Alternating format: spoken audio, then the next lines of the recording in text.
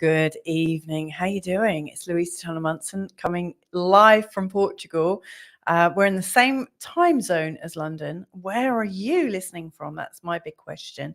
Now, it's the end of the weekend for me, and it might just be still the weekend for you, or it might be Monday morning already. What's going on for you right now? Like, where is your consciousness at? There are so many changes now, right? Like, we have had such an interactive time since the last time I went live. We've had 2 sets of visitors, and the really strange thing that I notice is that just how we have these synchronicities show up. So for instance, and I've got Maria João Silva. Hey, how you doing? It's been a while. How are you? So we've got Maria showing up from somewhere in Portugal. She may be on a holiday, so I don't know where she is exactly. I've got other people showing up as well. But like in this last week, we have had people from the past show up, and I always think that's interesting, and I always think it's a moment to take notice of what's going on. And funnily enough, our friends that are staying with us at the moment, the last time they were here, we had some other friends with us, and they were here with us at the same time. So we had 2 sets of the same friends staying with us, and we've all got different birthdays and celebration days and things like that. But there is a date in common to all of us, and that's the 7th of July. And it's like, wow, where do all these patterns come from? So that's my question to you. Like, where are the patterns showing up right now for you? And what do you think they might mean? So we have spent the weekend drinking a lot, I have to say, and partying and going in the sea and just enjoying life. And tonight we are going to be looking, like, Carl's going to join me. At the moment, he's in the bath, and I've set the alarms on our phones, and our kids are going to wake him up should he fall asleep so he can participate at the end. But the first thing I'm going to do is actually look at somebody's birthday, their birth chart, and give an interpretation. It's Maya, who comes from Berlin in Germany. So I'm going to have a look at her chart for the first time. And then I'm going to talk a little bit around the astrology of falling in love. So I've been doing a series since Venus went retrograde, and she's retrograde for 40 days and 40 nights. And I'm doing 40 recordings all about the different ways and approaches we can use in astrology to find our perfect partner and to engage in them at the right time, or how astrology and our birth charts show love and this, that, and the other. And so tonight I'm looking at the relationship charts of 2 people. And they're people that are staying with us at the moment. They're people who've got the powerful 7/7 number somewhere in their life. And we're going to be looking at his chart and her chart according to what was going on when they met. Then their combined chart, known as a composite chart, which represents the relationship, how their 2 charts merged together and what that means. And then also what was happening in each of their birth charts on the day of their marriage. So I think it's going to give you a real good idea. And if you like it, then it's worth checking out my Venus playlist, because in the last 2 days, I've added 2 new tracks, one of them of another couple who I followed, and they've been together 30 years. And then the other couple is me and Carl, that's Mr. Munson, and how we got together and how it showed up in our charts. Like, the coding of love really does show up. And if you watch all 3 of them, you'll realize that there really is a strong pattern. So yeah, let us know. Maria is sending me all sorts of different messages, which is really, really lovely. So we've got a very big Portuguese hola, and then something in Portuguese I'm not gonna. Estou muito bem. So great to see you. And she's saying, wow, and that's powerful with the 7/7. Yeah, it's interesting, isn't it, how these stories repeat and these patterns repeat. So like I say, what is going on for you right now? My feeling, if I'm going to be sort of upfront and honest, as a bit of an empath and a bit of a psychic or whatever, a bit of a witch, some people may have referred to me as, my sense is that right now, whatever is needing to happen is happening, and it seems to be happening at a faster rate to me, it feels like there is something going on right now that is transforming humanity. Is that the same for you? Is that how you're feeling? Are you getting a sense of that? What do you think is going on in the world? That's my big question. I was asking it with my friends today. What do you think's happening? Is there an ascension process? What are we doing? Are we developing? Are we just evolving? Because that's what humans do. So much to explore. Anyway, let's bring on. And Maria is saying, oh, yeah, for sure. Yeah. Anyway, let's bring on the first chart. And like I said, this is the chart for Maya from Berlin. And she wants to know a little bit more about her astrology. So I'm just going to make it as big as I can get it. I was hoping I'd get it a bit bigger than that. Okay, I think that's as big as I can get it. So anyway, Maya is born. This is possibly one of the younger ends of astrology that I look at. Most people that come to me at the moment, like for readings and membership, they're in their, say, 40 plus.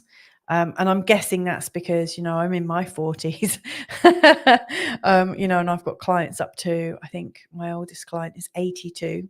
So yeah, I'm sort of covering sort of like midlife to sort of, as we get older and how we might transcend ourselves. So it's nice and refreshing to get a chart of somebody born in 1998, very much early on in their life. And yet we can always have these questions, can't we, about what's going on? So as I'm looking at Maya's chart, she's born on the 22nd of May, 1998 in Berlin, Germany at 2020. Do you know what? I think I've made a mistake there. Oh, no, 22:20, which is 10:20 p.m. and in universal time 2020. Okay, that's why it's showing up. So she's born with her ascendant in the sign of Sagittarius, and that's ruled by the planet Jupiter. So Jupiter's her ruler. That's a really important planet here. So I'm just going to unpick her chart a little bit and get a feel for what's going on. Now, if you've watched this show before, you'll know that there are sort of patterns that the planets make, and it's always quite interesting to have a good look. And what I noticed instantly is that she's got a lot going on down here in the fourth house. So she's got the moon, and the moon is in an exact conjunction with this angle here, which is really, really important in the chart. Very much about the home, very much about the mum. Very much about the behaviors that come from childhood and how she can make her own way in the world. She's also got Venus in a tight conjunction there as well. And then later she's got Saturn. And then she's got Ceres and Mercury as well. So this is a lot to unpack, and I will give it a fair good look at it. What I noticed that's really important, and it might be what's prompted her to ask me for a read, is her Chiron, Chiron, where it's transiting, i.e., let me just backtrack a little bit. All these symbols here in black represent where the planets and asteroids were that I've selected and put in here.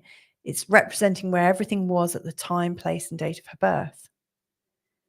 And if you were to look up at the sky, and if you could actually, with your eye, see where Pluto was, it was in that direction, and the sun was over there, and Venus and the moon were over there, and the North Node is over here. So you kind of are building a picture, and this is her in the middle looking up at the sky to see where everything was. So that's a static picture. It's a snapshot of potential at her time, place, and date of birth. And then all of this green stuff around the outside, all these symbols, are showing the real-time positions of all these planets, because they keep on moving. Just because you get born doesn't mean to say they will stop. There is a continuous transit. There is a continuous development in life. And so right now, her Chiron is in one of the most sensitive places of all. The IC at the bottom, you'll see there are 4 clear angles, and I like to think of them as our north, south, east, and west. They're like our ordinance. It's like our compass, our moral compass.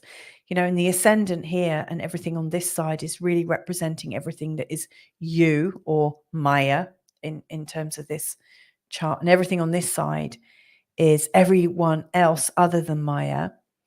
And then here at the IC, this is like Maya at her most private and homebound, and her earliest kind of memories and security and stuff. And then up here at the top is Maya in terms of her public persona and in terms of stepping out into the world, in terms of making her mark. So it's interesting that right now she's got Chiron, that's known as the wounded healer, moving right over this very sensitive place. So I think this is a time of quite possibly some anxiety about her future. I say that a bit lightly, actually, because I know what it's like to have Chiron go over one of our angles. It's troubling. It brings up emotions. It brings up stuff from our past. It usually brings up stuff from our childhood, hurts that we haven't really quite got a grip on. What I like about this, I have to say, is that it's happening right now. So Maya, she's born when's she born? 1998, and we're in 2023. So she is 25, if I've calculated that correctly. Hopefully I have. So she's 25, and she's got Chiron going over this, which is very, very sensitive.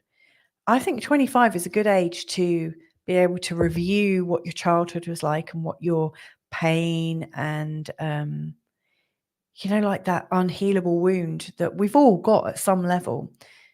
She's getting to deal with hers at 25, which might sound a bit young, but can you imagine how great it would be to get rid of that and to understand it and to be able to make sense of her, her original wound and be able to close on it or mature on it or integrate it somehow. I mean, could you imagine? I mean, when I think about like, when did my life come together and how did I start to put things in a sort of cohesive way, I would say that didn't really happen for me until I was about 36. And then you're playing catch up a little bit. So I think that's kind of a gift, actually, Maya. I don't know if you're listening in live now, because I know you're in Germany, so it's probably 11:30 at night. You're probably in bed. But, what's going on for you right now is actually a bit of a gift, even though it probably doesn't feel like it, because Chiron brings up what is the most rawest experience for us. And the moon represents the mum at some level, and it also represents our psyche, our intuition, what we're sensing about the world, not what we're being rational about. It's like, what are we sensing? And so at some level you're sensing pain, you're sensing and remembering the pain of the past. And it's very, very real. And anyone that's trying to talk you out of it and saying, "Oh, Maya, shut up, don't go down that route," or whatever, they're kind of gaslighting you. They're deregulating, and they might not be doing it out of malice. I'm sure they're not. They're probably doing it because it seems like the right thing to do. But it's really important that you trust your intuition right now, because it's vital that you trust your intuition, because if you don't trust your intuition, you'll not be able to get to the core of what's going on for you. It feels like something from your childhood to do with how you were raised, to do with how vulnerable you could be, how vulnerable you could allow yourself to be, is now up for discussion or is up for rethinking. So it's a very, very sensitive time. And you've also got Venus here. It looks like Venus is here, but that's where Saturn is. But Venus is actually here. The moon is right here where Chiron is.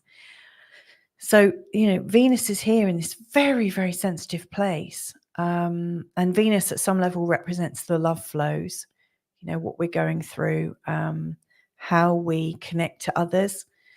And, with Venus and the moon together very close to the IC, I mean, this is somebody that can connect to pretty much anyone. You've learned from an early age to really connect and really feel people and really know how to get a rapport and stuff. And yet there's some pain about it. Now, if you're lucky, you've already work through some of this pain. And actually what's coming out now is you're being connected to the guru side of your development. I always think anything that we resist comes back to us again and again and again. But if we look at what might be bothering us and we get the chance to get great at it, we get the chance to learn through it, to move through it, then we start attracting gurus and coaches and mentors and somebody who's maybe a step above. And by saying above, instantly I want to say we get a guide by the side. There's no reason to assume that somebody's higher or lower than you, but there's the opportunity to commune with somebody who has maybe slightly more relevant experience that can guide you through this. So what I want you to know right now is whatever's going on, you're not alone. And if you can, like, the more vulnerable you are, because I think with Chiron, one of the most important things is to allow ourselves to be vulnerable and to not hide under shame or guilt that we can't cope. But to actually say, actually, look, I'm a real human and actually I feel pain about this. And the reason I feel pain about this is because, and I really would like your help. And, then you give somebody the chance to either work with you or to refuse working with you. And that's why so few of us actually do that. Most of us are so frightened of being rejected. And what, and we have these meanings that we make the rejection mean. And it feels too high risk. But actually right now, Maya, as you ask for help and as you make yourself vulnerable, you're not making yourself powerless. That's the thing I want you to know. You're actually making yourself so much more powerful.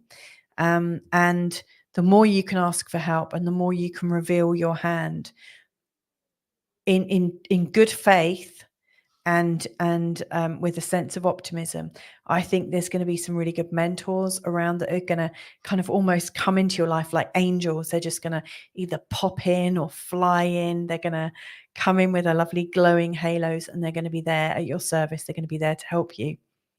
It's a really good time to be open and transparent, because as you do that, you'll learn new ways of being resourceful. You'll learn new ways of making it on your own, which is actually what every person that feels vulnerable wants to do.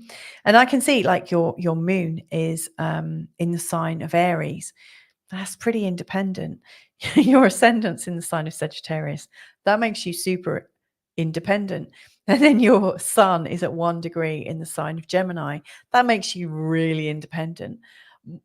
Moreover, like, your sun is in a conjunction with Mars. That makes you, again, really independent and really determined. And, my comment about that, from one independent person to another is sometimes we miss a lot of quality. We miss a lot of support by being independent and wanting to do everything on our own.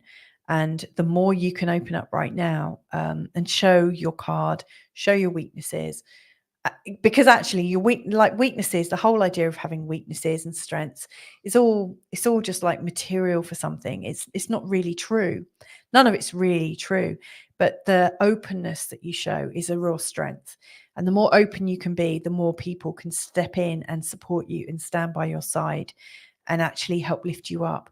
Because ultimately, with the sun in Gemini, you really do want to progress.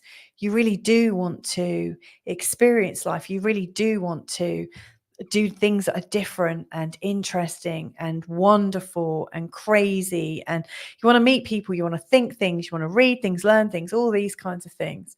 So much like richness for you. And with your ascendant in the sign of Sagittarius, I mean, you want to expand. You don't want to be stuck in one spot doing the same thing 9 to 5, Monday to Friday.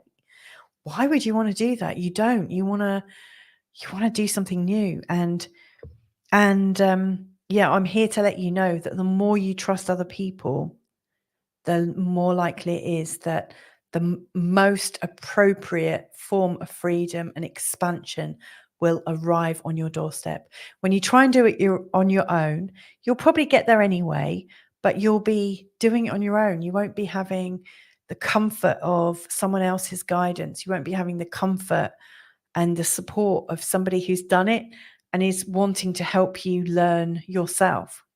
So be open, be as open as possible. And this will pass, this rawness. And, I don't know what this rawness is about, but whatever it is that you're feeling raw and shocked about, it will move on. And the easiest way for you to process it right now is to let somebody else in and ask for help. Now, there's a couple more things I just want to comment on. Because they're quite significant. The first one is Pluto's position to Neptune. And this is something everyone your age is going through right now. Pluto is all about where we're trying to control things. Maybe because we're getting old enough to realize that we don't actually have much control. And that's a hard thing to learn. But Neptune here shows that everything is possible and that there are no boundaries, and Neptune shows where we can be creative. It also shows where we can be magnificently loving, but it also shows where we can be complete shits and lie, and where we can deliberately use subterfuge and confuse people. So I think Neptune really shows us where we can become really addicted to things, and also where we can really want to believe that something is true and kid ourselves. And so Pluto coming into this, I think, is an awakening energy, which is really strong. And given how active and independent your ascendant, moon, and sun are, and Mars, I would say, this awakening period is actually in your benefit. It's there to open you up to realize that nobody has any control over anything apart from we have control over our feelings. And if we can master our feelings, we can do so much more than if we're trying to master everything and not being able to achieve any of it. Because when we try to impose ourselves on situations, we're going to fail. But when we can use discernment and mastery in the way we're thinking, and we can affect our feeling, because we're being mindful, then you've got a chance to change things, and then you've got a chance to bring in this lovely, magnificent, unconditional love, unconditional creativity, and stuff like that. So this is a big thing. You're not doing this on your own. Everyone your age is doing this right now. And the big key is to realize what you can control and what you can't. I think a lot of people in your generation are thinking, and to be fair, they've been told that if they come together and they complain, and if they stand strong together, they're going to make a change in the world. And that's not really true necessarily. In many respects, it's a load of bullshit that's been told to them to distract them so that they feel they're powerful, even when they might not be in their true power. To be in your true power, Maya, is to accept that you can't control anyone else, but all of the control is in you to, work out how you feel, and to decide, like, if something awful is happening, the best thing that you can do is know that it's in your control and your power to recognize something is awful, then consider how you feel about it, and then think, okay, I've got a choice. Where do I want to put my feeling here? And I know that sounds rational, and a little bit too measured and considered, but we do have power over only our stuff. There's not much we can do about where our stuff meets the stuff of other people. There's really little control any of us have. And so I see this as a big thing that's coming up in your generation, and it will affect you. So the more you can just trust yourself and be open and recognize that you always have the choice in how you feel, even if it feels like things are done to you, even if it feels like you're a victim of things, you always have the choice, and that's going to really help you. You've got Saturn coming into a conjunction with your South Node, reminding you of old responsibilities that you've always had. Now, if you're perceiving, if you can perceive old lives and past lives and stuff, it might be this remembrance of something. But effectively, what this is doing is reminding you of the strengths that you're born with. So maybe, and this is where I'm going to leave this reading, I think. Think about the things that your parents said about you as a child, and the things that they told you off for, or said, oh, she's rubbish because of this.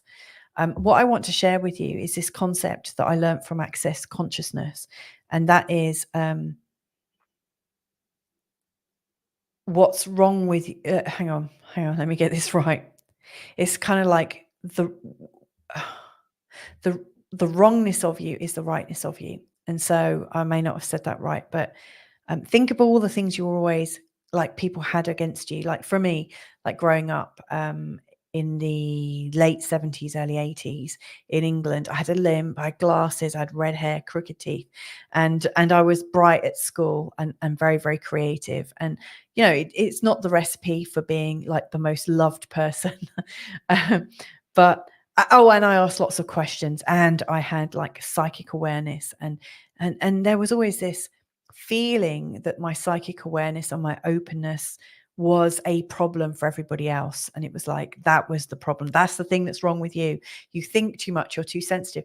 So think about all those things that were said about you and consider them now from the perspective that all that was wrong with you is actually where you're special, where you're unique, and where you're right.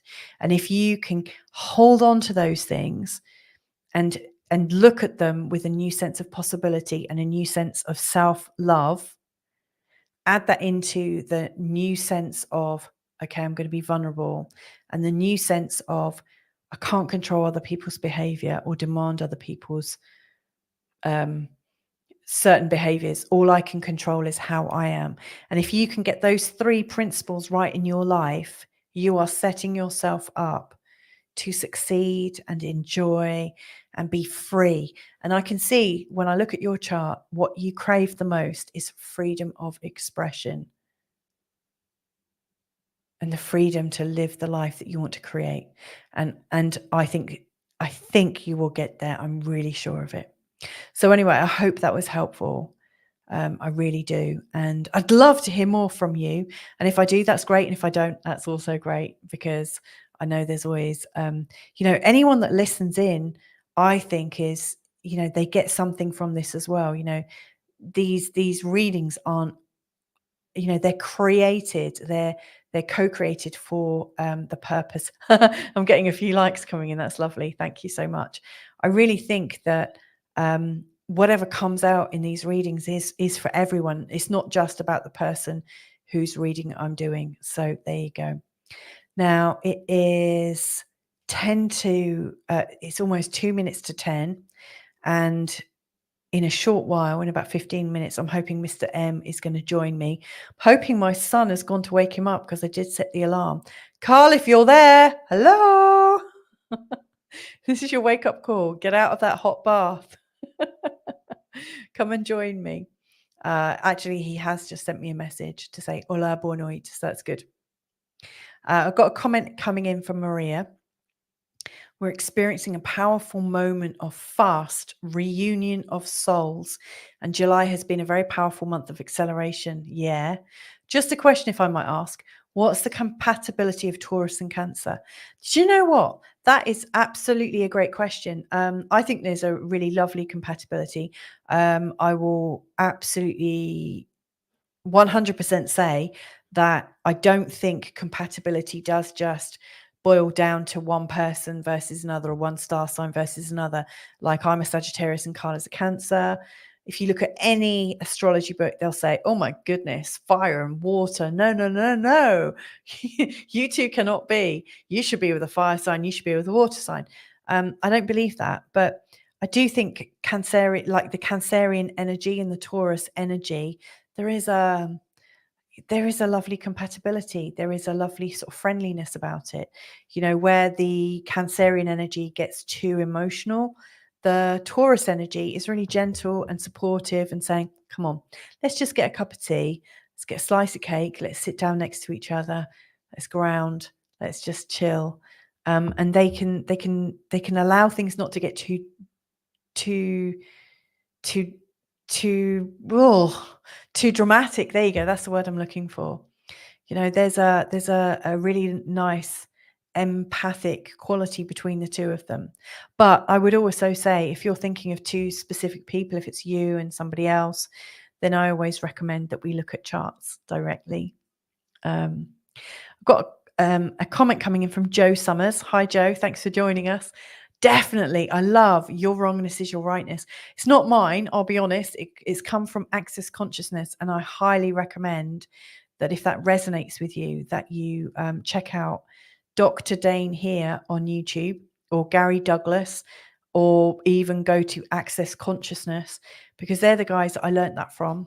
And yeah, you know what? I really recognize that where I felt wrong or have felt like I've been made wrong, it's usually because someone's trying to squash you back into your box and let you know that it's only safe to exist in this little realm where everyone else can cope with you.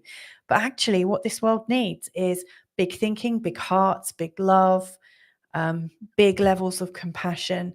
And I think that really comes about when you're really being yourself, when you're being your possibility, you can really feel it completely. So I hope that helps. God, getting a few different people here today. That's great. Obrigada, querida, which is thank you, my darling, times 3, or is that a heart? I think it's a heart. So thank you so much, Maria. Audrey saying hello. Audrey, where are you calling from?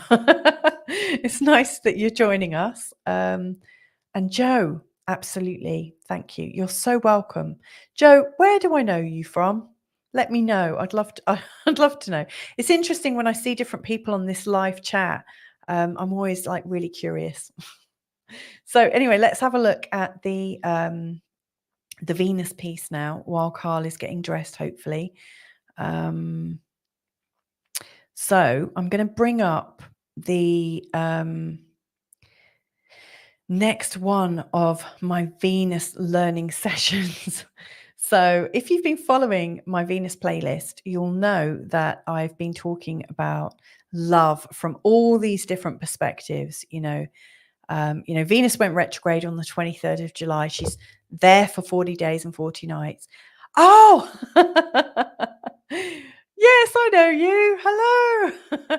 You've changed your hair as well. Your hair, I remember you being like brunette. It looks beautiful and blonde now. It's nice to see you. I will remember that. And Audrey, west coast of Scotland. I bet that's lovely right now. I was doing a reading for somebody in Scotland today. She was saying it's quite grey at the moment in the skies, but that it's been a nice summer anyway. So anyway, I've been that's a new you. That's good. I'm really, really, I love the fact that we can all reinvent ourselves. And I think that's a really great thing.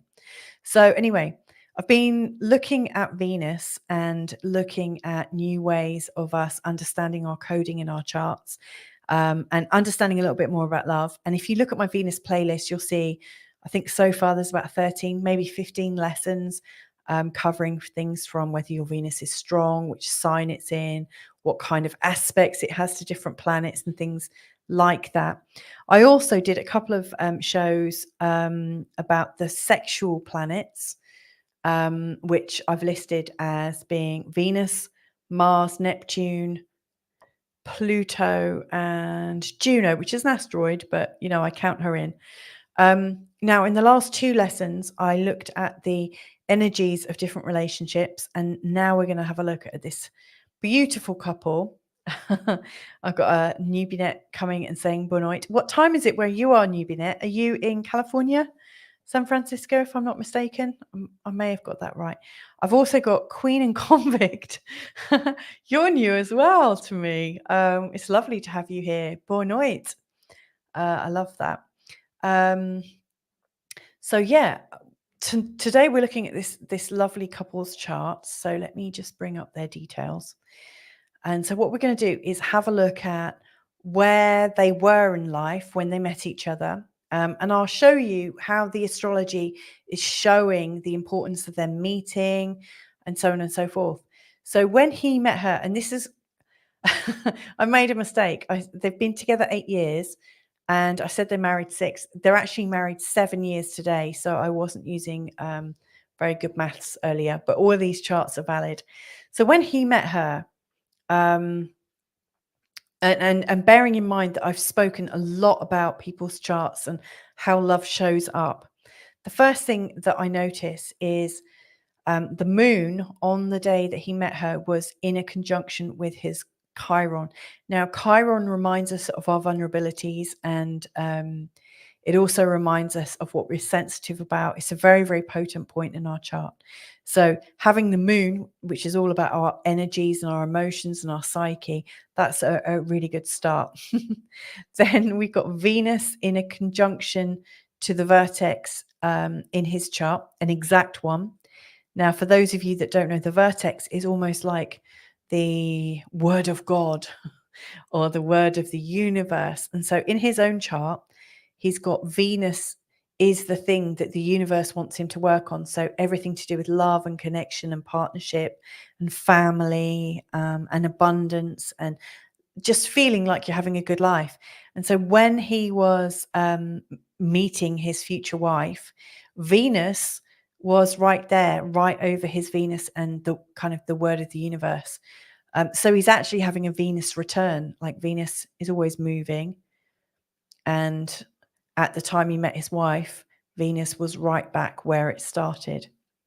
He's also got Mars. Where's Mars? In a conjunction with Venus, the vertex, and the sun. So the Mars is conjunct these two and also the sun. Now, Mars and Venus are counted as sexual planets, like boy meets girl. We've got like the yielding, and we've got the thrusting, and we've got the attraction. So that's all good. Then Jupiter, which is also about our expansion, the expansion of our feelings. Jupiter is also a feeling of, it's also a planet to do with well-being. That's in a conjunction with his sun. So that's all good. Then the North Node, which is about our karmic journey. So the North Node, where is it? Just here is right on his Mercury. So that's also very, very strong because it's indicating almost like there's this new journey of conversation. There's this new way of talking. There's this new kind of intellectual connection. And yeah, he definitely has an intellectual connection with his wife. And then on the day that they met, Saturn, which is all, and if you look at the last 3 episodes, Saturn is, I think, the one that brings the commitment. You know, if you think of Saturn, it's a planet with rings, with constructs, with stability. It's a thing that creates regulations, rules, expectations, guidelines, and things. And so Saturn, in the last 2 sets of couples, and one of those was me and my husband, Saturn has shown up. So on the day that he met his wife, Saturn was just moving over this very potent part in his chart. And it's interesting actually because this connection between Jupiter and Uranus is coming up again, and it comes around every 12 years or so. And it's coming around next. It's already right now, Jupiter and okay, you need to speak to Daddy. That's a great thing about delivering at home, because you get 4-year-olds popping in and saying, "I've just done a poo in the potty. Can you come and wipe my bum?" Oh dear, family life, eh? So yeah, so Saturn was in this very sensitive part over a really expansive point in his chart, to do with him standing tall in the world and feeling exalted, feeling positive, feeling like great change could come. So this is really big. Now, no, I'm not wiping your bum, darling. Go to Daddy. So when she met him, there was also some big things going on. So, for instance, Venus, the planet of love and flow and connection, was in a conjunction with Mars, his Mars. So it's like boy meets girl. So that's really strong and sexual. Mars was also conjunct Mars. So he was going through his Venus return and she was going through her Mars return, which is interesting. And then what I really like about this, and what's really, really obvious, is that the Sun, Mercury, you can't see it because something's just gone over it, Juno, and the North Node were in a conjunction with her Pluto. Now, in the last 2 episodes, looking at different couples, Venus and Pluto were often in a connection. Juno is she's known as the goddess of marriage, and she's also known as Hera, according to whether you're Roman or Greek, but essentially she's the same goddess. So these connections between Juno and another planet are really, really strong. So this is a really, really kind of strong indication of a connection between the two. Now, another way of looking at their connection, so that's looking at when they both met each other and how life was showing up in their charts at the time. This is known as a composite chart, and the composite chart is a composition of her plus him, and it's looking at the melting pot between the two of them. If they were white chocolate and black chocolate and you're melting them up, you get this lovely chocolate between them. It's the melting pot between the two of them. So this here, this Venus is representing it's representing the moon of her and the moon of him, and it's the midpoint. And so every point here, including the angles, is the midpoint between each of them.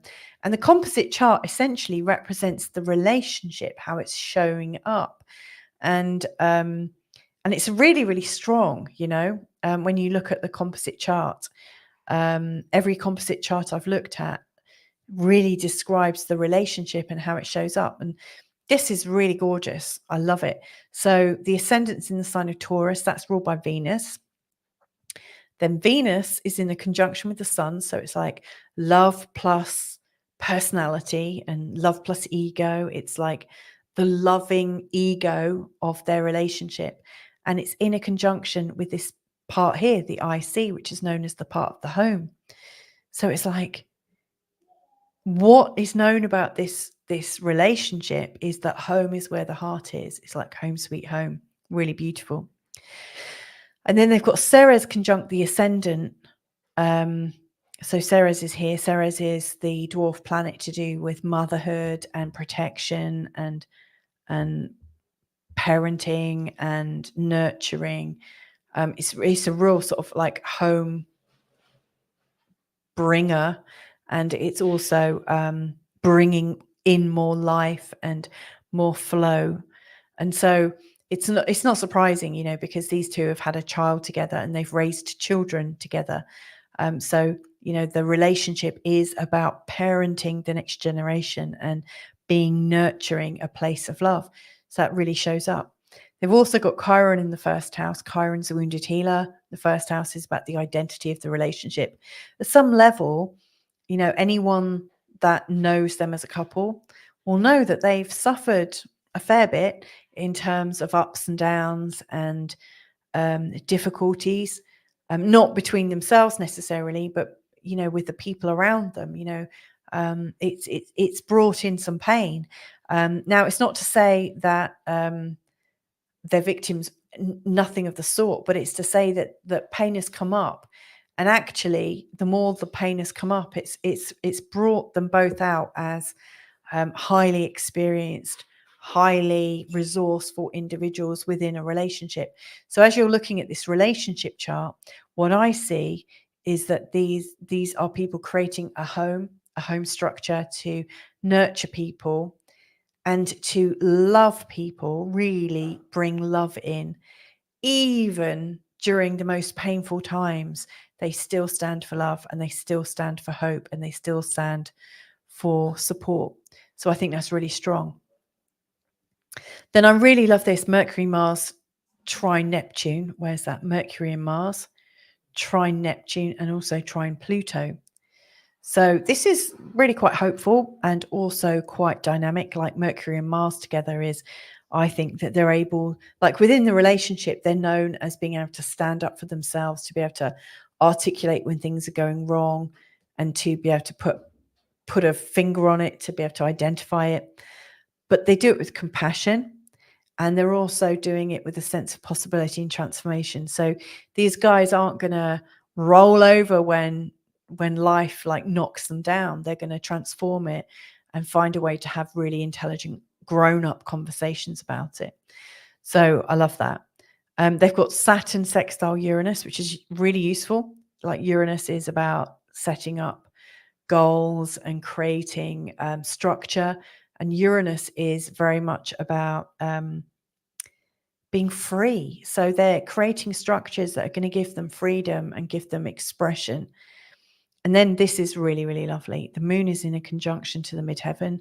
So the vehicle of this relationship is there to allow their psyche to come out and to allow their dreams to manifest. And the descendant has the vertex there. At some level, the relationship is about the relationship coming out. The relationship isn't about helping others. It's not about this, that, and the other. It's about the relationship. It's everything is about making their relationship stronger. It's really good. So as their charts relate to each other, this is her chart, this is his chart, and in terms of astrology, you usually find that there are important planets over each other's planets or angles. So here are the things that really stick out for me, showing that they've got a strong union.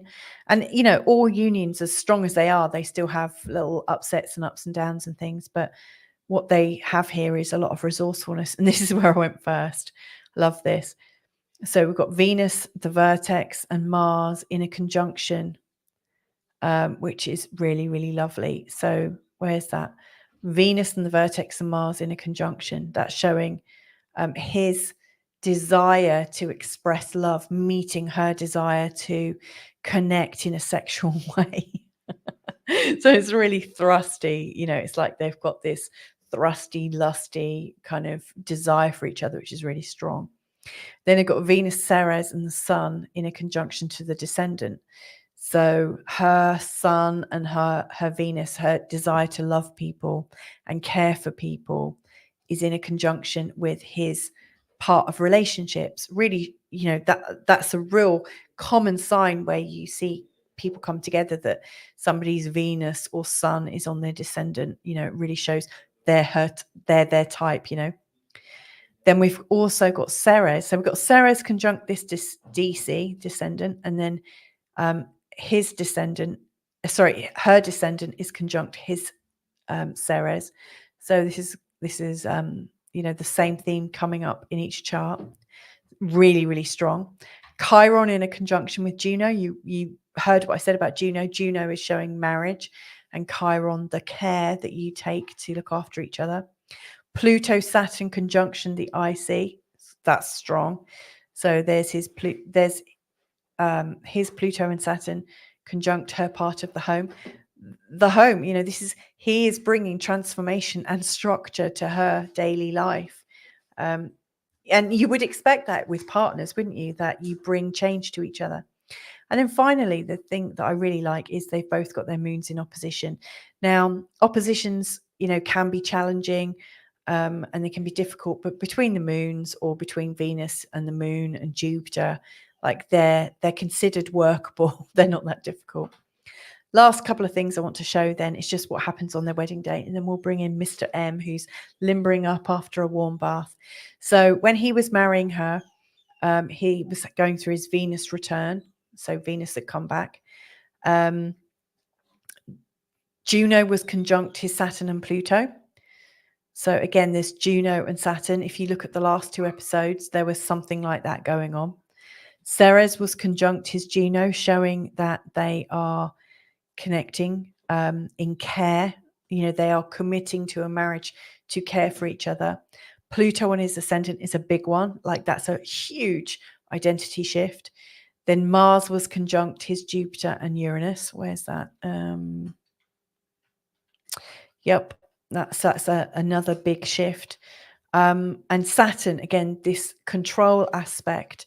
Saturn is there to, where is it? Saturn is conjunct to her Uranus. Sorry, Saturn is conjunct his Uranus, showing that like life is coming in to control his wayward nature, to control his freedom, or to work together with it. And then Mercury conjunct Sun and Sun conjunct Mars, less important, but still showing a change. And then finally, on her wedding day, obviously they got married on the same day.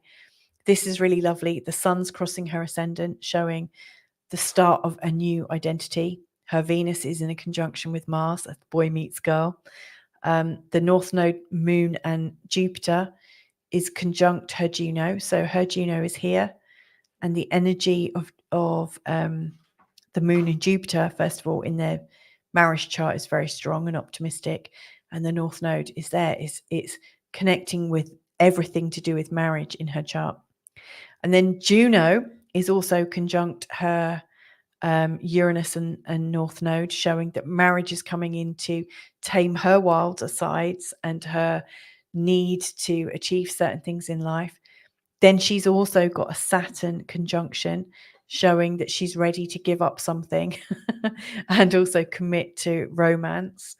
And then last of all, she's got Uranus and Ceres either side of her midheaven, showing that even though she's making these commitments, there is this promise of freedom and nurturing in her future. So I think that's really quite sweet, how they both come together to express their love in that way. So I love that so much, and I just want to wish them a happy anniversary. So it's their 7th anniversary today. So last of all, then let's bring on Mr. M. Where are you? I need to. You sit down in the bottom hole. Where is that? Hang on. Beneath yours. Okay. One sec. It's actually there. Boom. So let's see if we can hear him. Yeah. We can hear him. Check 1. So let's bring him on. So Mr. M is coming in. Here there we go. Is, fresh out of a bath. Can't hear it, but don't know why that is. I can hear you. Can you? Yeah. Well, I'll just carry on. I'm a pro. I can't hear it. Is that the one I just gave you? When I said the bottom hole, I meant that one there. Oh, okay. That's better. I can hear it now. That made no difference to anybody else. No, but it's made a difference to you, and that's what counts. So we're going to have a look at, just before we go into the next bit, and look at the what song is it? Chris Christopherson. Jesus was a Capricorn. Have you listened to it yet? I have, yeah. What did you think? Well, it's country gospel, isn't it? And it's somewhat. Jimmy, get in your box. Daddy will take you for a walk in a little while. Go on, in your box. Sorry about that, everybody. It's all right. But we can't have him whimpering through. Jimmy, get in your box. Go on. You know what? He whimpered. He's whimpered for a few things. Has he? Yeah. Typical Sagittarian. No, what He's a Pisces.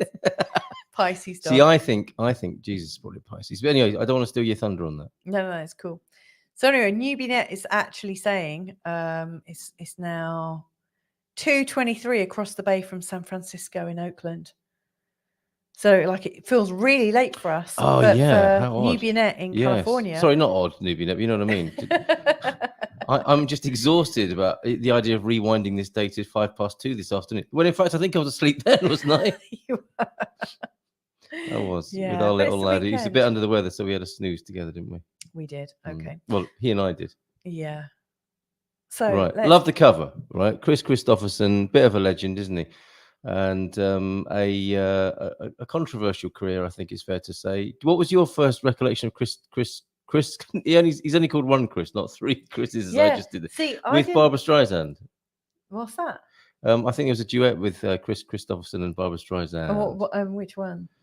I will look it up while you cue this up. Because we haven't even said, for those who are new to this feature, listening for signs. Yeah, listening for We're signs. looking for artistic integrity, astrological integrity, or artistic license. Have they taken a liberty with astrology writing this? Yeah. Well, let's find out. Yeah. I mean, like, first of all, we've got Joe Summers coming in saying, "A Star Is Born." That's the one. Yeah, well done. Oh, well, that's the song you're looking for. That's the film they were in together. I think. Christopherson. Streisand. Yeah, Babs. That's right. And he was one of those great American stars that extended his personal brand franchise into beyond music and into movies. Yeah. Handsome fella, look. Yeah.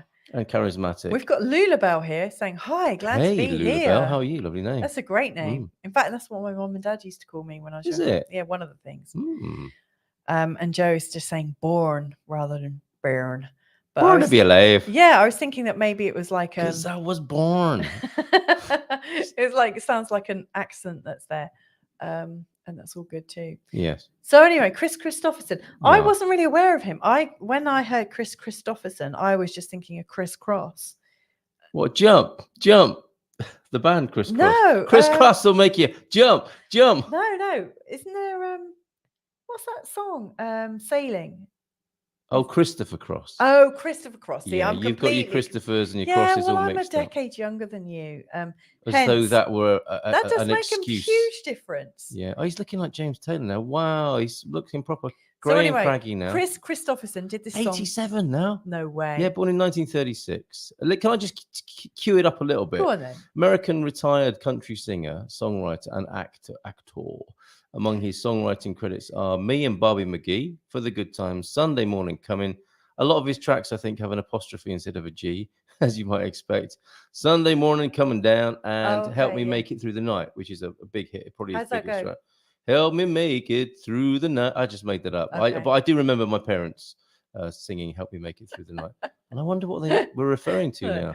Someone's saying, Don't like Daddy sing. make you jump. Exactly. Criss Cross will make you jump, jump. Not that one. No, and I don't think they did any astrology tunes, did they? I doubt it very much. So.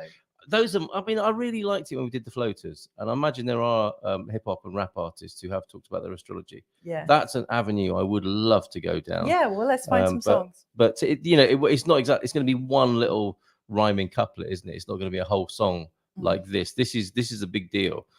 Chris Christopherson talking about Jesus. So let's have a look at. Is it all right to go? No, it's not yet. Not yet, because that's Chris Christopherson, who is now 87 years of age. Yeah.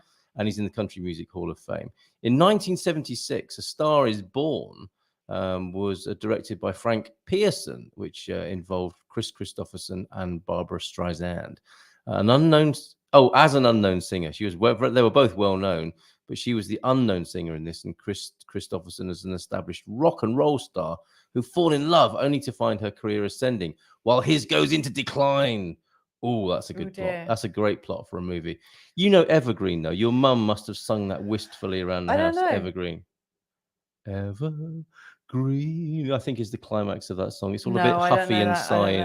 Can we get back to the song? If that's all right. Go on. So I'm just setting things up there. Okay. Yeah. Oh, no, he can't, because the film is a remake of a 1937 Janet Gaynor and Frederick March movie, adapted in 1954 as a musical starring Judy Garland and James Mason. I don't think our watchers are actually that old. No, but I mean, this is useful history. Please, our watchers. Do you mean viewers and listeners and audience? Beautiful listeners. Please, if I'm being overly pedantic and turning this to a music show again, will you please complain on the screen and I shall stop? I'm just saying it was made in 1937, then again in 1954. Yeah. And guess who was in the 2018 adaptation? Don't know, because I don't know that people. You were alive in 2018, for goodness sake. Lady Gaga and Bradley Cooper. Oh. Yeah. Well, Bradley? Well, Bradley's a bit cute. He's a bit short, but... It's okay, but I'm just saying it is. I mean, the song "Evergreen" shows it is a reference really to its evergreen quality as a theme of the male star whose career is in difficulty and the rising female star. Okay, A Star Is Born. I'll stop. You carry on. Yeah. All right. So anyway, Jupiter. I don't know why I bother. Capricorn. Right. So, is this song a load of old astrology, artistic license, hogwash? Yes. Or is there some, I don't know, some kind of verity to redeeming astrological value? So it's saying Jesus was a Capricorn. He ate organic food. Fish and loaves. He believed in love and peace, and he never wore shoes. He never wore no shoes. He never wore no shoes. He never wore no shoes. Yeah. I actually lived with a Capricorn for 11 years. Who wouldn't have rocked that look particularly, would they? No, and yeah, he might have gone for organic food. As he got older, he got a bit more sensible. Mm-hmm. And let's face it, Capricorns are a bit on the sensible side, but they're also very rational and also not be wasting money on organic food, are they? Exactly. They would much rather spend that money on filling up the tank of their Audi or shoes, or wearing good shoes. Yeah. Yes. Actually, one thing I know about Capricorns, or the Capricorns I've had in my life, and there's been quite a few, is that they do like to have really good shoes. And I know for a fact he didn't have long hair. And or a beard. And actually, did they believe in love and peace? Well, yeah. But actually, they believed more in money and security. Yeah, it's all very well, this love and peace stuff, but we need to make sure the bills are paid. Yeah, so they get the bills paid first before they like attend to love and peace. Resort to Now, that, obviously, yeah. I'm not saying that Capricorns are some kind of stone cold killers or anything like that. I'm sure you've said that in the past. No, but you know, like I think it's important to check out somebody's birth chart. But as a horrific kind of stereotype, Caricature, caricature of the Capricorn personality, I would say, you Yeah, know, what's that? Is it the green one? We'll try it and see what happens. Yeah. I would say Jesus was a Capricorn. It's their first We're off to a bad start, aren't we? yeah, it's Again. it's not really full of Why don't you create an astrology course for songwriters? Oh, that would be good. Yes. Yeah, okay. Yeah. So long hair, beard, and sandals, and funky bunch of friends reckon we'd just nail him up. Yeah. And that's before it goes into the next part. The last part of that verse. Well, again, I would say we're losing viewers here as well. Not necessarily. I would say that was that my fault with my lengthy introduction? I think it's me slagging off Capricorns. Oh, right. So the Capricorns have left. Yes. What I would say is this sounds more like a Sagittarian or sort of Aquarian that's a bit more, you know, long hair, beard, and sandals. Yeah. Funky bunch of friends. Like, yeah. You know, most of the Capricorns I know have actually got quite conservative friends. They've got like they really understand that the kind of friends they have around them reflect their life. Right. So they tend to have really good friends rather than really crappy friends. You are judged by the company you keep, as my mother and father used to say. Yeah, and reckon we'd just nail him up. I don't think the Capricorn would advocate for cruelty. So again, yeah, I'm firm but fair is the Capricorn. Yeah, they're firm but fair, but they're not cruel. So I would say another wah wah wah kind of sound. Reckon we just nail him up if he came down was the bit we're missing there. Yeah. If he came down again. Yeah. But I think that's not about Capricorns. That's about that's about society. Yeah. That Chris Christopherson is talking about. And this is a country gospel album. Yeah. And he wrote a song to Jesus, really, called "Why Me," that Elvis Presley covered, and Frank Sinatra has also covered Chris Christopherson kind of gospel country tunes as well. Very good. These are spiritual songs. Yeah. In a sense. Yeah, but with so far not much astrological continuity. Okay, so here's the old chorus, and it's because everybody's got to have somebody to look down on. Here's where it starts to sound a bit more like Capricorn. No offense.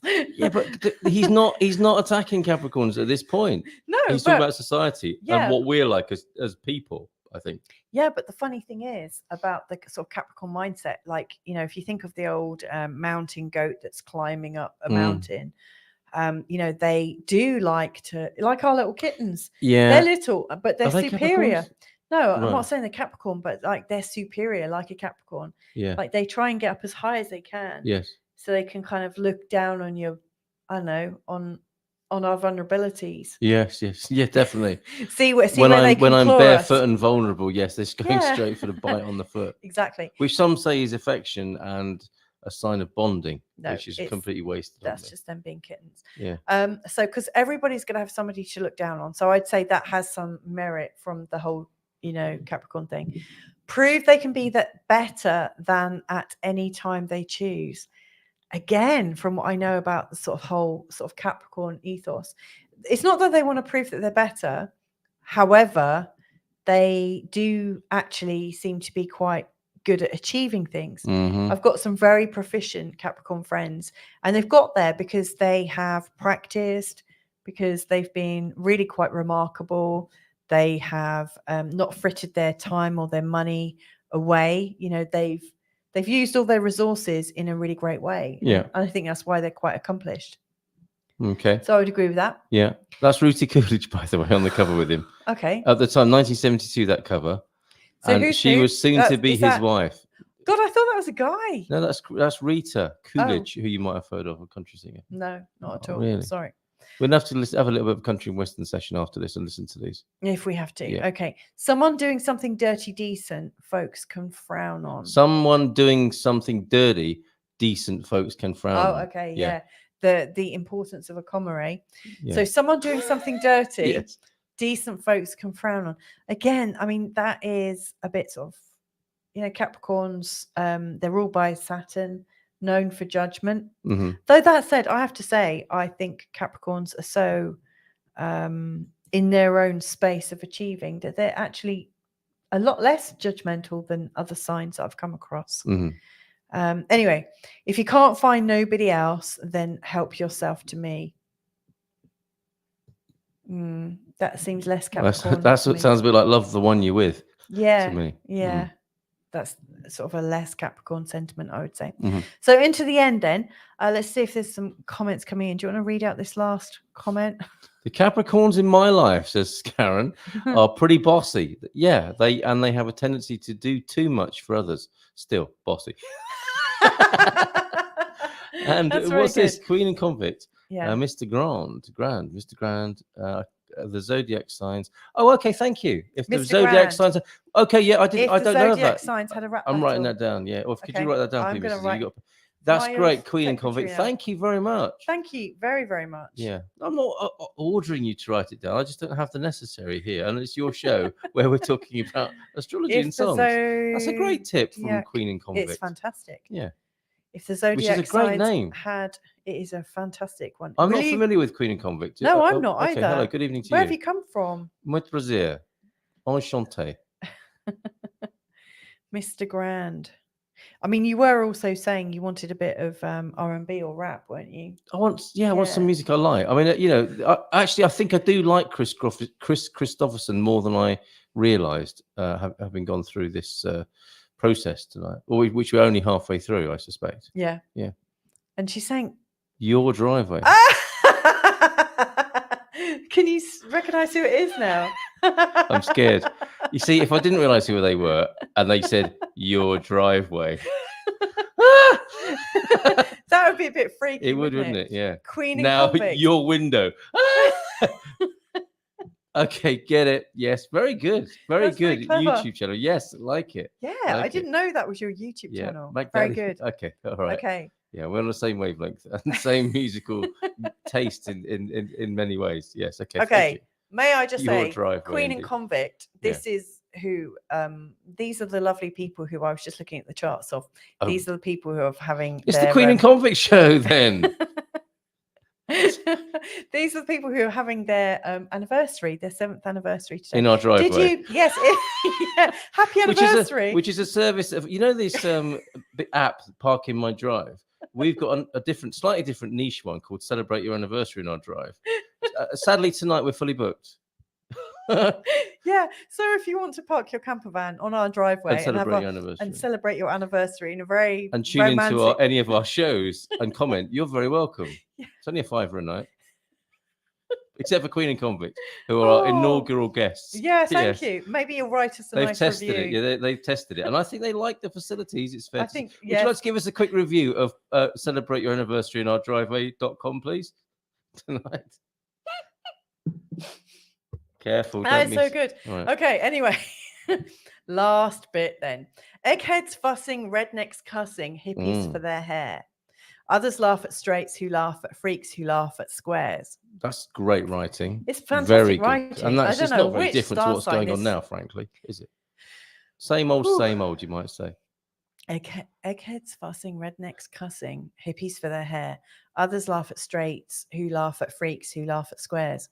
Well, that's just like everyone judging everyone. It is. Actually, that's a horrible circle of life. That is also a bit of a Capricorn judgment. Like they are actually I've laughing. got to give you, when you finished, I've got to give you a very different analysis of this. Go on. No, carry on. No, No, because I need to hear your whole proposition. Well, what I like about that is this is just life. This is the way it is. Like there are like brainy people fussing, rednecks, like cheapskates or whatever you want to call them, like cussing, and they're cussing people because of their hair.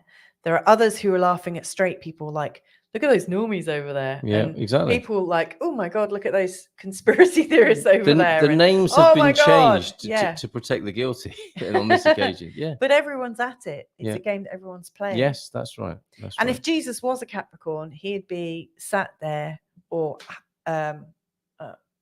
he he would be hanging there. there, yeah, I basically. didn't want to say hanging there, but Yeah, suspended. he would be suspended there, looking down and going, "Christ on a bike." No, he wouldn't be saying No, that. he would would not be saying that. Sorry, he would be saying. If I can give you a little bit of religious Yes, context, thank you. what he might be saying is as a matter Go of on. not of record necessarily, but of repetition throughout the ages is, Lord, forgive them, for they know not Yes. what they do. Yeah. Okay, that's what Okay. you're looking for. So yeah, that is exactly what I was Yeah, looking for, yeah. and not to create And do you offense. now, is that all. a Capricorn view of life? Oh, forgive them, they know not what they do. I think so, because as from what I know of Capricorns, is Yes. they get just really tired of life And other people's incompetence. Yeah, they really get tired of other people's incompetence, Yeah, and yeah. they get really kind of slightly a bit snarky. Yeah. But they're just a bit kind of tired of it all. Yeah. They're a bit above it. And because they're so capable. They and sure bossy. are. Yeah, and they are definitely bossy. Yeah. We've got you've got 2 Capricorn daughters, And they do like to tell me what to do from time they to time. really do. They are your Yeah. bossiest Yeah. kids. Yeah. Anyway, some folks hate the whites, who hate the blacks, who hate the clan. Most of us hate anything that we don't understand. Now, there you go. That's actually really smart. This is why the guy is such a renowned writer, and this is 1972, and it's like the sad thing about this is like what has changed, quite honestly. But carry on, and you tell me whether you think. Well, that's it. Right. Okay. Well, you see, the way I see this is that he says Jesus is a Capricorn, was a Capricorn, is a Jesus-loving person trying to make sense of life with a slightly critical view of humanity, which you might have as a country and Western writer. Yeah. And perhaps you'd have a love-hate relationship with humanity, seeing the dark. And there are dark themes on this album. That is, that's the album title of the album, as well as the track here, Jesus Was a Capricorn. And I think he's sort of taking Jesus's side. And the verses are about humanity and people, and how Jesus. There is no direct reference, as far as I can tell, as to why he is saying Jesus was a Capricorn, apart from the fact that because he was born on the 25th of December. We've all been told he was born on the 25th of December. Yeah. Well, can we go for that for the purposes of this album and why Chris Christopherson might be saying that? Yeah. And then perhaps looking at life through the eyes of Jesus, trying to understand people. Because he was a Capricorn. Well, I think this is artistic license. I think it's quite a loose reference, and I don't think there's a lot of hard work to make Jesus.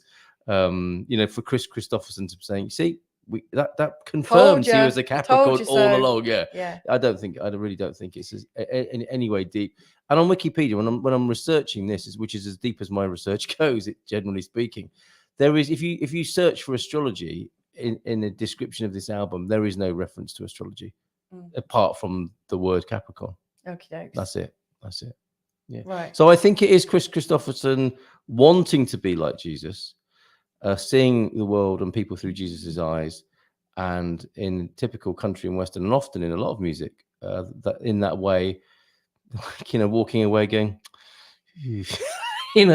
humanity, what are you like? And he's quite right to do so, as it turns out.